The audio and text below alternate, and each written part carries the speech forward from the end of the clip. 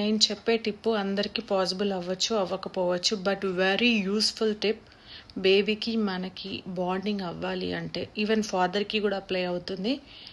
Top ఏదైతే ఉంటుందో chest ఫాదర్ది కానీ మదర్ది కానీ స్కిన్ టు స్కిన్ కాంటాక్ట్ ఇవ్వండి. బేబీకి కూడా క్లోత్స్ తీసేసి మనం కూడా టాప్ క్లియర్ చేసేసి ఫాదర్కి కూడా చెస్ట్ పైన పడుకోబెట్టుకుంటే trust me you will see wonders.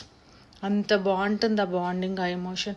వాళ్ళకి ఇన్సెక్యూరిటీ ఉంటుంది. 2025 born babies are very insecure.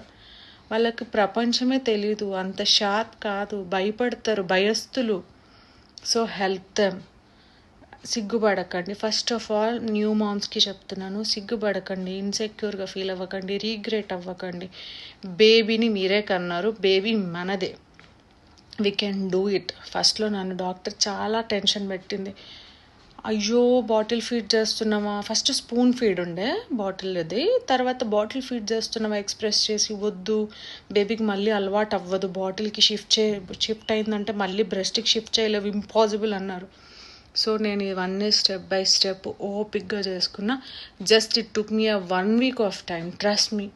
ఈరోజు వరకు బేబీ నేను అస్సలు ఎప్పుడు ఇప్పుడు కూడా బాటిల్ ఫీడ్ ఇస్తే బేబీకి కష్టంగా తాగుతాడు, but still he's okay with the bottle and is okay with the breast. So మన బేబీస్ని ఎప్పుడైనా మనం 2 కంఫర్ట్స్, అటు షిఫ్ట్ అయినా ఓకే, ఇటు షిఫ్ట్ అయినా ఓకే అన్నట్టుగానే మేనేజ్ చేయాలి. మీరు ఈ తప్పు మాత్రం చేయకండి. కంప్లీట్గా బాటిల్ చేయకండి, కంప్లీట్గా బ్రెస్ట్ ఫీడ్ చేయకండి. మళ్ళీ బాటిల్ మనకి ఎమర్జెన్సీ ఉన్నప్పుడు పాలు ఇవ్వలేము ఎక్కడ పడితే అక్కడ ఓపెన్ అప్ అవ్వలేము. ఇప్పుడు ప్రజెంట్ ఉన్న మదర్స్ అందరూ వెరీ ఇన్సెక్యూర్.